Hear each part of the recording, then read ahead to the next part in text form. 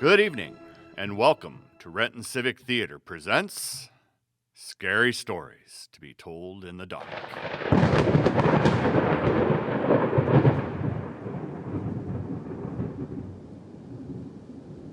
Tonight's episode, The Monkey's Paw by W. Jacobs, is a classic Three Wishes story that doubles as a horror story and a cautionary tale. Be careful what you wish for. You just might receive it.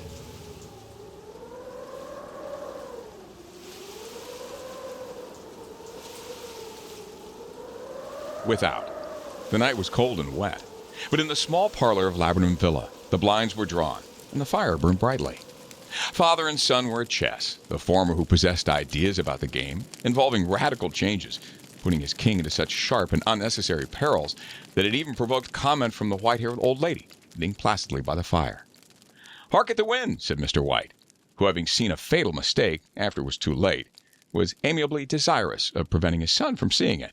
"I'm listening," said the latter, grimly surveying the board as he stretched out his hand. "Check." "I should hardly think that he'd come tonight," said his father, with his hand poised over the board. "Mate," replied his son. "That's the worst of living so far out," bawled Mr. White, with sudden and unlooked-for violence. "Of all the beastly and slushy out-of-the-way places to live, this is the worst. Pathway's a bog. The road's a torrent. I don't know what people are thinking about. I suppose because only 2 houses on the road are let, they think it doesn't matter." "Never mind, dear," said his wife soothingly. "Perhaps you'll win the next one." Mr. White looked up sharply, just in time to intercept a knowing glance between mother and son. The words died away on his lips, and he hid a guilty grin in his thin gray beard. "There he is," said Herbert White, as the gate banged too loudly and heavy footsteps came toward the door. The old man rose with hospitable haste, opening the door, and was heard condoling with the new arrival. The new arrival also condoled with himself, so that Mrs. White said "Tut-tut," and coughed gently as her husband entered the room, followed by a tall, burly man, beady of eye and rubicund of visage. "Sergeant Major Morse," he said, introducing him. The Sergeant Major shook hands, and taking the preferred seat by the fire, watched contentedly, while his host got out whiskey and tumblers and stood a small copper kettle on the fire. At the third glass, his eyes got brighter, and he began to talk. Little Family Circle regarded with eager interest this visitor from distant parts, as he squared his broad shoulders in the chair and spoke of strange scenes and doughty deeds, of wars, of plagues, and strange peoples. 21 years of it," said Mr. White, nodding at his wife and son. "When he went away, he was a slip of a youth in the warehouse. Now look at him." "He don't look to have taken much harm," Mrs. White said politely. "I'd like to go to India myself," said the old man. "Just to look around a bit, you know." "Better where you are," said the sergeant major, shaking his head. He put down his empty glass and sighed softly, shook it again. "I should like to see the old temples, fakirs, jugglers," said the old man. "What was that you were telling me the other day about a monkey's paw or something, Morris?" "Nothing," said the soldier hastily. "Leastways, nothing worth hearing." "Monkey's paw?" Mrs. White said curiously.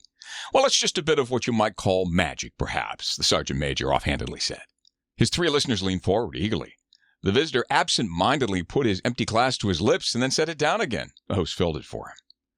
"To look at," said the sergeant major, fumbling in his pocket, "it's just an ordinary little paw dried to a mummy." He took something out of his pocket and proffered it. Mrs. White drew back with a grimace. Her son, taking it, examined it curiously. "And what's so special about it?" inquired Mr. White, as he took it from his son, having examined it upon the table. "It had a spell put on it by an old fakir," said the sergeant major. "A very holy man. He wanted to show that fate ruled people's lives, and those that interfered with it did so at their sorrow. He put a spell on it so that 3 separate men could each have 3 wishes from it. His manner was so impressive that his hearers were conscious that their light laughter jarred somewhat. "Why don't you have 3, sir?" said Herbert White cleverly. The soldier regarded him the way Middle Ages want to regard presumptuous youth. "I have," he said quietly. His blotchy face whitened. "And did you really have 3 wishes granted?" asked Mrs. White. "I did," said the sergeant major, and his glass tapped against his strong teeth. "And has anybody else wished?" inquired the old lady. "The first man had his 3 wishes, yes," was the reply. "I don't know what the first 2 were, but the third was for death. And that's how I got the paw." His tones were so grave that a hush fell upon the group. "If you've had your 3 wishes, it's no good to you now, Morris," said the old man. "What do you keep it for?" Soldier shook his head. "Fancy, I suppose," he said slowly. "If you could have another 3 wishes," said the old man, eyeing him keenly, "would you have them?" "I don't know," said the other. "I don't know." He took the paw dangling between his front finger and thumb, suddenly threw it upon the fire. White, with a slight cry, stooped down and snatched it off. "Better let it burn," said the soldier solemnly. "If you don't want it, Morris," said the old man, "give it to me." "I won't," said his friend doggedly. "I threw it in the fire. If you keep it, don't blame me for what happens. Pitch it in the fire again like a sensible man." The other shook his head and examined the new possession closely. "How do you do it?" he inquired. "Hold it up in your right hand and wish aloud," said the sergeant major. "But I warn you of the consequences." "Sounds like Arabian Nights," said Mrs. White. She rose and began supper. "Don't you think you might wish for 4 pairs of hands for me?" Her husband threw the talisman in his pocket, and all 3 burst into laughter as the sergeant major, with a look of alarm on his face, caught him by the arm. "If you must wish," he said gruffly, "wish for something sensible." Mr. White dropped it back into his pocket. Placing chairs, motioned his friend to the table. In the business of supper time, the talisman was partly forgotten, and afterward the 3 sat listening in enthralled fashion to a second installment of the soldier's adventures in India. "If the tale about the monkey paw is not more truthful than those he's been telling us," said Herbert, as the door closed behind their guest, just in time for him to catch the train, "we shouldn't make much of it." "Did you give him anything for it, father?" inquired Mrs. White, regarding her husband closely. "A trifle," he said, coloring slightly. "He didn't want it, but I made him take it, and he pressed me to throw it away again." "Likely," said Herbert, with pretended horror. "Why, we're going to be rich and famous and happy. Wish to be emperor, father, to begin with, and then you can't be henpecked." He darted around the table, pursued by the malign Mrs. White, armed with an antimacassar. Mr. White took the paw from his pocket and eyed it dubiously. "I don't know what to wish for, and that's a fact," he said slowly. "Seems to me I've got all I want. If you only cleared the house, you'd be quite happy, wouldn't you?" said Herbert, with his hand on his shoulder. "Well, wish for £200, and that'll just do it." His father, smiling shamefacedly at his own credulity, held up the talisman, as his son, with a solemn face, marred by a wink from his mother, sat down at the piano and struck up a few impressive chords. "I wish for £200, said the old man distinctly. A fine crash from the piano greeted those words, interrupted by a shuddering cry from the old man. His wife and son ran toward him. "It moved," he cried, with a slight glance of disgust at the object as it lay on the floor. "As I wished, it twisted in my hand like a snake." "Well, I don't see the money," said the son, as he picked it up, placed it on the table, "and I bet I never shall." "Must have been your fancy, father," said his wife, regarding him anxiously. He shook his head. "Never mind, though. There's no harm done. But it gave me a shock all the same." They sat down by the fire again, while the 2 men finished their pipes. Outside, the wind was higher than ever. The old man stared nervously at the sound of the door banging upstairs. A silence unusual and depressing settled in upon all 3, which lasted until the old couple rose to retire for the night. "I'll expect you'll find cash tied up in a big bag in the middle of your bed," said Herbert, as he bade them good night, "and something horrible squatting on top of the wardrobe watching you as you pocket your ill-gotten gains." He sat alone in the darkness, gazing at the dying fire, and seeing faces in it. The last face was so horrible, so simian, that he gazed at it in amazement. It got so vivid that, with a little uneasy laugh, he felt on the table for a glass containing a little water to kind of throw over it. His hand grasped the monkey's paw, and with a little shiver he wiped his hand on his coat, and he went up to bed. In the brightness of the wintry sun next morning, as it streamed over the breakfast table, Herbert laughed at his fears. There was an air of prosaic wholesomeness about the room which it had lacked the previous night, and the dirty, shriveled little paw was pitched onto the sideboard with a carelessness which betokened no great belief in its virtues. "I suppose all old soldiers are the same," said Mrs. White. "The idea of our listening to such nonsense! How could wishes be granted in these days? And if they could, how could £200 hurt you, father?" "Might drop it on his head from the sky," said the frivolous Herbert. "Morris said things happen naturally," said father, "that you might, if you so wished, attribute it to coincidence." "Well, don't break into the money before I come back," said Herbert, as he rose from the table. "I'm afraid it'll turn you into a mean, avarice old man, and we'll have to disown you." His mother laughed and followed him to the door, and watched him down the road, returning to the breakfast table, and was very happy at the expense of her husband's credulity. All of which did not prevent her from scurrying to the door at the postman's knock, nor prevent her from referring somewhat shortly to the retired sergeant major's habits when she found the post brought a tailor's bill. Herbert will have some more funny remarks, I expect, when he comes here, she said as they sat to dinner. I dare say, said Mr. White, pouring himself some beer. But for all that, the thing moved in my hand. I swear it. You thought it did, said the old lady soothingly. I say it did, replied the other. There was no thought about it. It just... What's the matter? His wife made no reply. She was watching the mysterious movements of a man outside, who, peering in an undecided fashion at the house, appeared to be trying to make up his mind to enter. In a mental connection with 200 pounds, she noticed the stranger was well dressed and wore a silk hat of glossy newness. 3 times he paused at the gate, then walked on again. The 4th time he stood with his hand upon it, and then, with sudden resolution, flung it open and walked up the path. Mrs. White at the same moment placed her hands behind her, and hurriedly unfastened the strings of her apron, put that useful article of apparel beneath the cushion under her chair. She brought the stranger, who seemed ill at ease, into the room. He gazed at her furtively, and listened in a preoccupied passion as the old lady apologized for the appearance of the room and her husband's coat, a garment which had usually been reserved for the garden. She then waited as patiently as her sex would permit for him to broach his business. But he was at first strangely silent. I was asked to call, he said at last, and stooped and picked up a piece of cotton from his trousers. I come from Ma and Megan's. The old lady started. Is anything the matter? She said breathlessly. Has anything happened to Herbert? What is it? What is it? Her husband interposed. There, mother, he said hastily. Sit down. Don't jump to conclusions.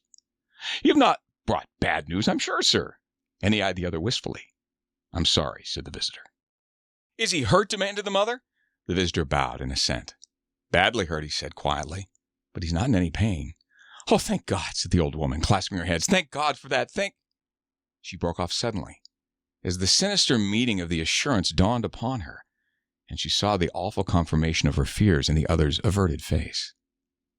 She caught her breath, and turning to her slower-witted husband, laid her trembling old hand on his. There was a long silence. He was caught in the machinery, said the visitor at length in a low voice. Caught in the machinery, repeated Mr. White in a dazed fashion.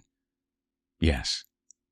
He sat staring blankly out the window, and taking his wife's hands between his own, pressed it as he'd been wont to do in their old courting days nearly 40 years before.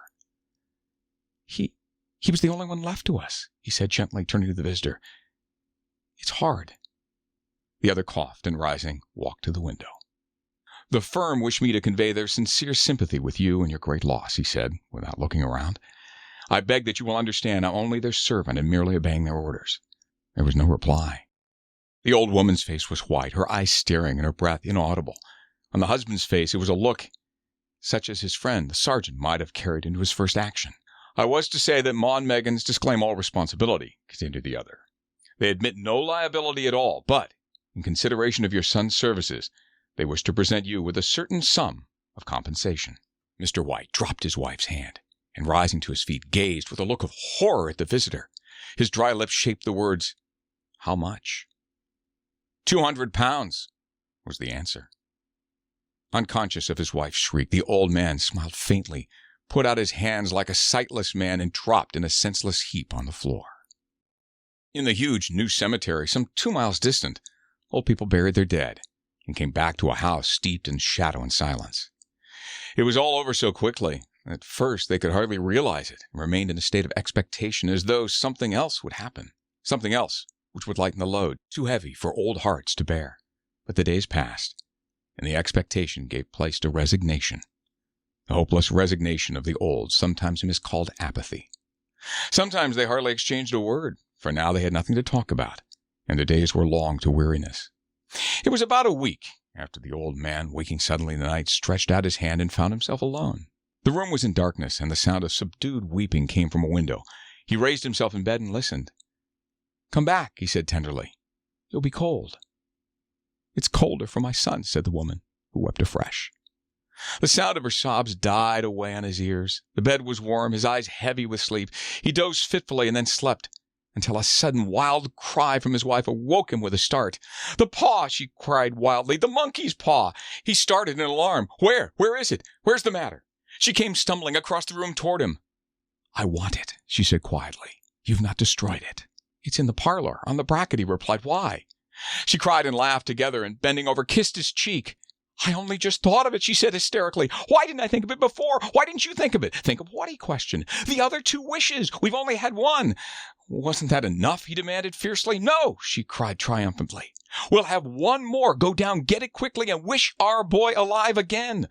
The man sat up in bed and flung his bedclothes from his quaking limbs. "Good God, you're mad," he cried aghast. "Get it," she panted. "Get it quickly. Wish. Oh, my boy, my boy." Her husband struck a match and lit a candle. "Get back to bed," he said unsteadily. "You don't know what you're saying." "We had our first wish granted," said the old woman feverishly. "Why not the second?" "A coincidence," stammered the old man. "Go get it and wish," cried the woman, quivering with excitement. The old man turned and regarded her. His voice shook. "He's been dead for 10 days, and besides, I would not tell you else, but I could only recognize him by his clothing. He was too terrible for you to see, then and now." "Bring him back," cried the old woman, and dragged him toward the door. "Do you think I fear the child I've nursed?" He went down in the darkness, felt his way to the parlor, and then to the mantelpiece. The talisman was in its place, and a horrible fear that the unspoken wish might bring his mutilated son before him ere he could escape from the room seized upon him, and he caught his breath. He found he had lost the direction of the door. His brow was cold with sweat. He felt his way around the table and groped along the wall until he found himself in the small passage with the unwholesome thing in his hand. Even his wife's face seemed changed as he entered the room. It was white and expectant, and his fears seemed to have an unnatural look upon it. He was afraid of her. "Wish," she cried in a strong voice. "It's foolish and wicked," he faltered. "Wish," replied his wife. He raised his hand. "I wish my son alive again." The talisman fell to the floor. He regarded it fearfully. Then he sank trembling into a chair as the old woman with burning eyes walked to the window and raised the blind. He sat until he was chilled with cold, gazing occasionally at the figure of the old woman peering at the window. The candle end, which had almost burnt to the rim of the china candlestick, was throwing pulsating shadows on the ceiling and walls, until with a flicker larger than the rest it expired. The old man, with an unspeakable sense of relief at the failure of the talisman, crept back into his bed, and a minute or two afterward the old woman came silently and apathetically beside him. Neither spoke. Both lay silently, listening to the ticking of the clock. A stair creaked, and a squeaky mouse scurried noisily through the wall. The darkness was oppressive, and after lying for some time, screwing up his courage, the husband took a box of matches, and striking one, went downstairs for a candle. At the foot of the stairs, the match went out. He paused to strike another. At the same moment, a knock, so quiet and stealthily as to be scarcely audible, sounded at the front door. The matches fell from his hand. He stood motionless, his breath suspended, until the knock was repeated. He then turned and fled swiftly back to his room and closed the door behind him. A third knock sounded through the house. "What's that?" cried the old woman, starting up. "A rat," said the old man in shaking tones. "A rat. It passed me on the stairs." His wife sat up in bed listening. A loud knock resounded through the house. "It's Herbert!" she screamed. "It's Herbert!" She ran to the door, but her husband was before her and, catching her by the arm, held her tightly.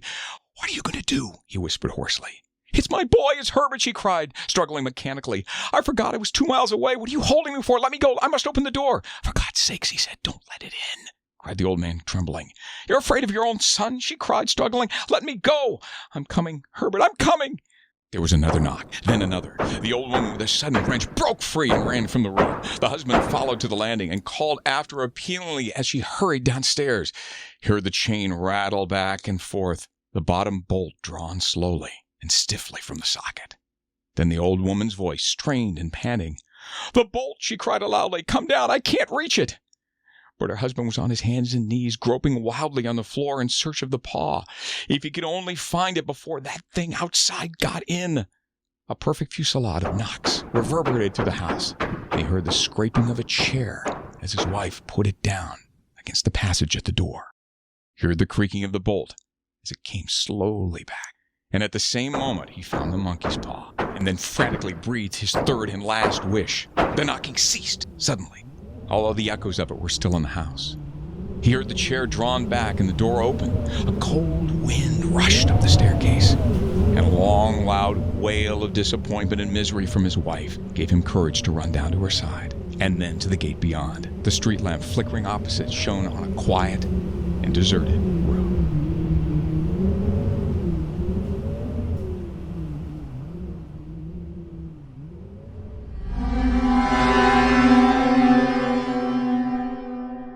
thank you for joining us for tonight's performance of The Monkey's Paw, written by W. Jacobs and read by Kent Phillips. Join us tomorrow night for some more scary stories to be told in the dark.